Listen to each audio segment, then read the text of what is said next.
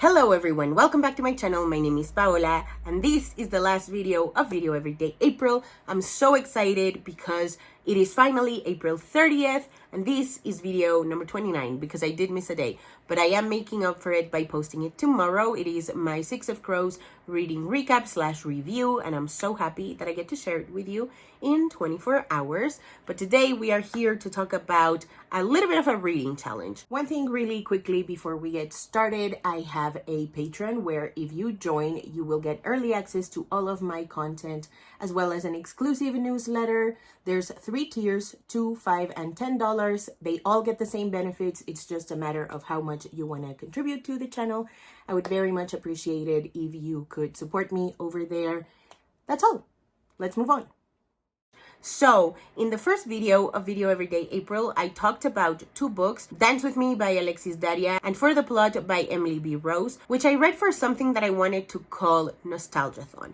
It was a nostalgia-based readathon, and it was supposed to inform my reading for an entire year, where basically every week I would spin a wheel and it would throw me out one name out of 10 whole different readathons that I had participated on pre-2020, and then a randomly generated number would tell me what prompt I had to fulfill for that specific readathon. But unfortunately, I couldn't fulfill that challenge because I was so busy with Video Everyday April, both the planning and the filming and the editing, all of it just caught up to me. I also had to read different books for Video Everyday April, and so I just couldn't do Nostalgiathon in the way that I wanted, and that really bummed me out, I'm not gonna lie, because I did so much work. I watched so many videos, hunted down so many bingos, I wrote down the prompts, crossed out the ones that were doubled up, included the group books just in case I wanted to read them or reread them in some cases, and then nothing came of it, and I was so sad. And so when I sat down to replan this video, because this was supposed to be a video that I put out sometime mid-April, I want to say, because I wanted to talk about the nostalgia that had hit me regarding booktube pre-2020, specifically 2016, 2017. I was very much not immune to that early 2026 phenomenon that we all called 2016 nostalgia. It was nuts. It was really nuts, because I remember December 31st, 2016, so many people were so excited about saying goodbye to 2016. What do you mean people miss 2016? And then it hit me, and thus Nostalgiathon was conceived, I guess, but it was never born. So in the reworking of this video, I remembered that the main thing about Nostalgiathon, I wanted to complete something that I didn't end up completing when I was supposed to complete it in 2017. It was called the Diversity Bingo, and it was an initiative by a bunch of people, really cool people on book Twitter, encouraging people to read more diversely. I feel like it was at the height of the We Need Diverse Books movement, and I never got around to doing it in 2017 for whatever reason, and so here I am 9 years later trying to fulfill it. I have 2 other reading priorities that don't complement Diversity Book Bingo as much as it should, but I will talk about them later. So here's the Diversity Book Bingo, and so I decided to divide it in the bingo way. So one column is D for diversity and the others are BINGO, and there's only one rule that I wanted to have for this reading challenge, and it was to read from my own books. So no venturing out of these books unless I don't own them, which is the case for a few slots. I will get to them when I get to them. For the D row, 6 different prompts, starting with romance with a trans main character. I have 2 books that I could read for this one. Number 1 being Caroline's Heart by Austin Shant. This is queer Western romance. And I could also read Cinderella by S.T. Lin. This is a queer trans retelling of Cinderella. Slot number 2, main character with an underrepresented body, If It Makes You Happy by Claire Can.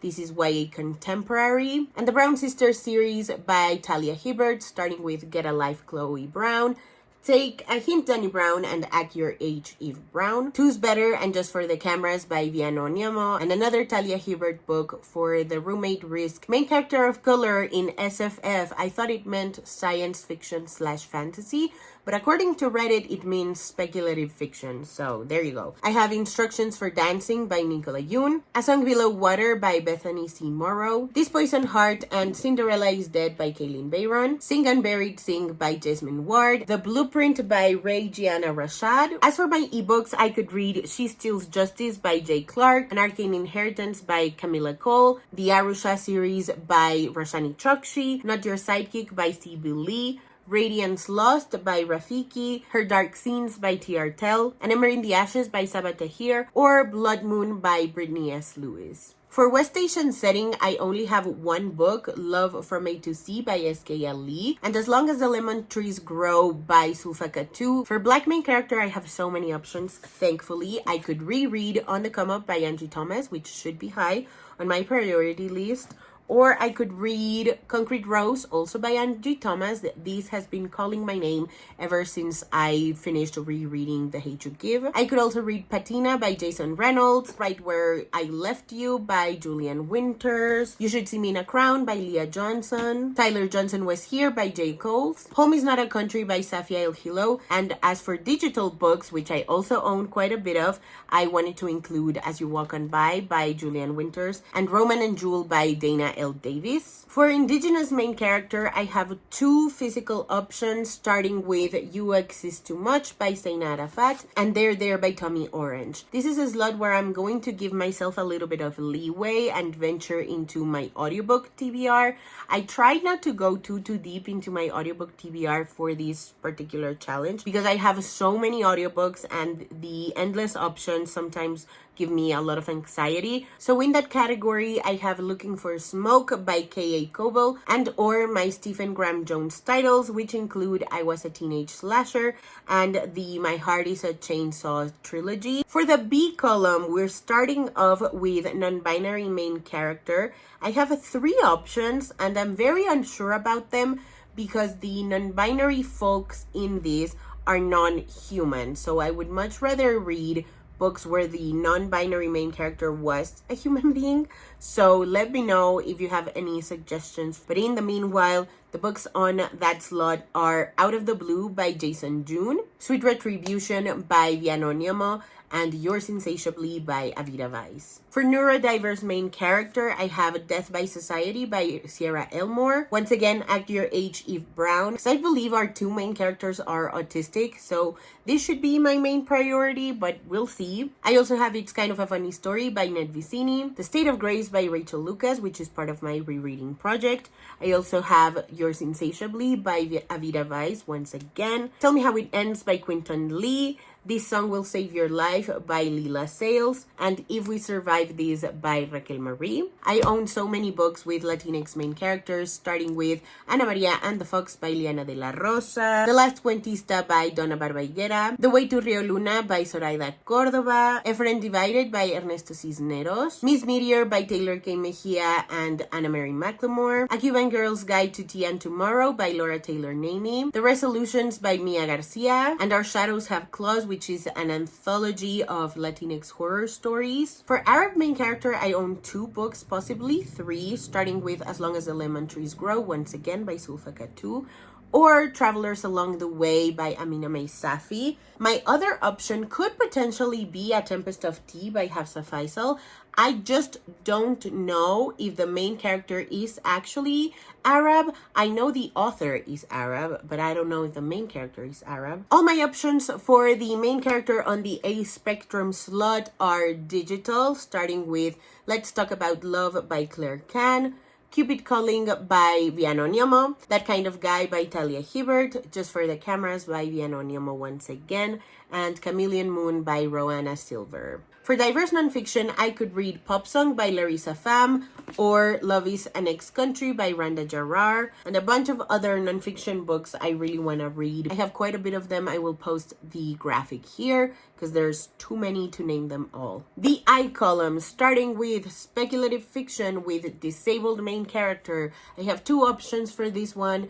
Tell Me How It Ends by Quinton Lee and or Yours Insatiably by Avira Weiss. For the queer retelling slot, I could read Cinderella is Dead by Kaylin Bayron or Icarus by Kay Ancrum in my physical TBR. As for my digital TBR, I have Cinderella by Estelin once again, or I could read my two Great Gatsby retellings, which include Local Heavens by K.M. Fajardo and The Disillusionment of Nick and Jay by Ryan Douglas. Next is my free choice slot, and I would very much like to use my free choice for Black romances: All the Things We Never Knew by Liera Tamani, Zyla and Kai by Christina Forrest, and Sweet Hand by Angie Peltier.